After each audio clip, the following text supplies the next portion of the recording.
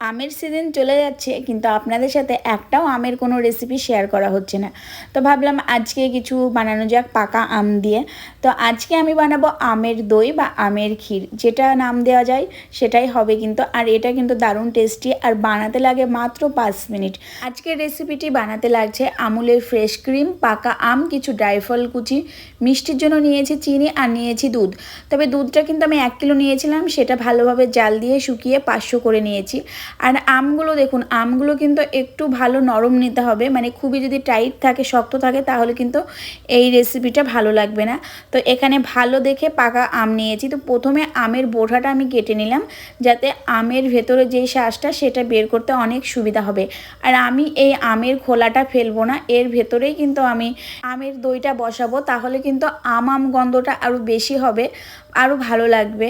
তো ফার্স্টে যে আমি আমের ভেতর থেকে ভেতরের শাঁস আর আঠিটা বের করে নিচ্ছি, চামচ দিয়ে আমি বের করে নিচ্ছি। আর আপনারা যদি মনে করেন যে এই রকমভাবে না করে এমনি অন্য কোনো পাত্রে রাখবেন, তাহলে সেটাও করতে পারেন। আমের ভেতরে আমের ক্ষীর বা আমের দই না করলে অন্য পাত্রে যদি করেন, তাহলে কিন্তু এত খাটনি করতে হবে না।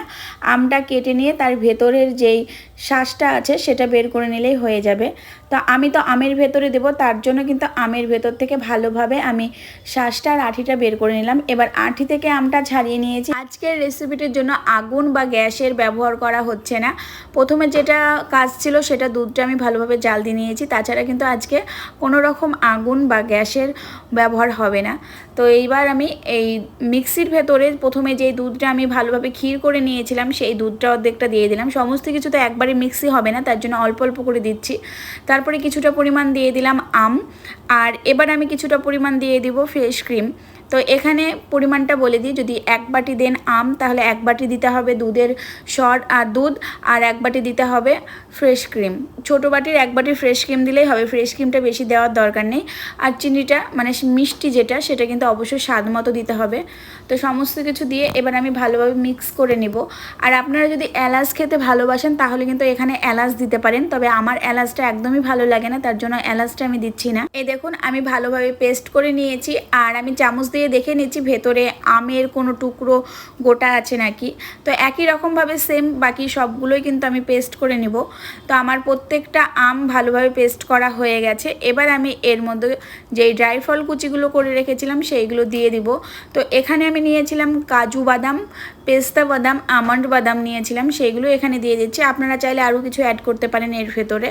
তো আমি সমস্ত কিছুই এক এক করে দিয়ে দিলাম। আর এগুলো দিয়ে মিক্স করে আমি আমটা কিন্তু ফ্রিজে কিছুক্ষণের জন্য রেখে দেবো। আর ড্রাই ফলগুলো এর ভেতরে থাকাকালীন কিন্তু যখন ফ্রিজে থাকবে, তখন আস্তে আস্তে ড্রাই ফলগুলো ফুলে যাবে, নরম হয়ে যাবে, খাওয়ার সময় কিন্তু অনেক ভালো লাগবে। এখন আমি এই আমের মিশ্রণটা আমের খোলার ভেতরে দিয়ে দিচ্ছি। আর আপনারা যদি চান, এটা কিন্তু বাটিতে, গামলাতে, যে কোনো পাত্রে রেখে আপনারা ফ্রিজে রেখে ঠান্ডা করে নিতে পারেন। শুধুমাত্র ফ্রিজে রেখে ঠান্ডা করে নিলেই হয়ে যাবে, তাহলে রেডি। এবার আমি আমের ভেতরে দিয়ে দিচ্ছি, যাতে আমের গন্ধটা আরও বেশি হয়। আর এই রকমভাবে দিলে খাওয়ার সময়ও কিন্তু বেশ ভালো লাগে। আমের ভিতরে মিশ্রণটা দিয়ে আমটা যখন কেটেছিলাম, ওপরকার অংশটা কিন্তু আমি ফেলেছিলাম না। আমের ওপরে ওপরকার অংশটা দিয়ে আমি এই রকমভাবে কাঠি দিয়ে দিচ্ছি। আমি ভেবেছিলাম কয়েকটা কুলফি করব, কিন্তু কুলফি জমার আগেই আমার এই আমের ক্ষীরটা ফুরিয়ে গেছে। এতটাই টেস্ট হয়েছিল, বাচ্চারা তো বারবার এটা খাচ্ছিল। তো কুলফি আর হয়নি, কিন্তু আমের ক্ষীর যেটা বানাচ্ছিলাম সেটা কিন্তু একদম পারফেক্টভাবে হয়েছিল। আর এটা কিন্তু এখন কমপ্লিট হয়ে গেছে, শুধুমাত্র ঠান্ডা করার জন্য ফ্রিজে কিছুক্ষণের জন্য রেখে দিব। তা আমি সমস্ত আমের ভেতরে আমের মিশ্রণটা দিয়ে দিয়েছি। আর আমি গামলাতে রেখে দিয়েছি, কারণ এখন ফ্রিজের ভেতরে রাখবো। আর ছোট ছোট বাটিতে রেখে দিয়েছি, যাতে এই বাটির মধ্যে থাকলে আমটা ভালোভাবে থাকবে, বাটি থেকে কিন্তু পড়ে যাবে না।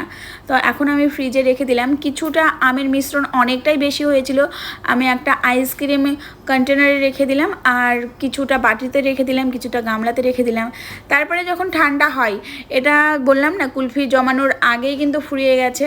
ছেলে মেয়েরা এত ভালোবেসেছে এই আমের ক্ষীর বা আমের দইটা, ওদের কিন্তু ভীষণ ভালো লেগেছে। দেখুন কতগুলো আম দিয়েছিলাম, আর মাত্র 2টো আম পড়ে আছে, আর একটা আমের অর্ধেকটা আছে, অর্ধেকটা নেই। তো এইরকমভাবে বাড়িতে বানান, আশা করব সবার ভালো লাগবে। আর আজকের ভিডিওটা কেমন লাগলো কমেন্ট করে জানাবেন। তো চলুন, সবাইকে টাটা, বাই বাই। আজকের ভিডিওটা এখানে শেষ করলাম। সবাই ভালো থাকবেন, সুস্থ থাকবেন, দেখা হবে আবার নতুন কোনো রেসিপিতে। আর একবার হলেও কিন্তু বাড়িতে এইভাবে ট্রাই করে দেখবেন, আশা করব সবার ভালো লাগবে। দারুণ একটা রেসিপি, আর সময়ও খুব কম লাগে, অল্প সময়ের মধ্যে কিন্তু বানানো বানানো হয়ে যায়। তো একবার হলেও কিন্তু বাড়িতে ট্রাই করে দেখবেন।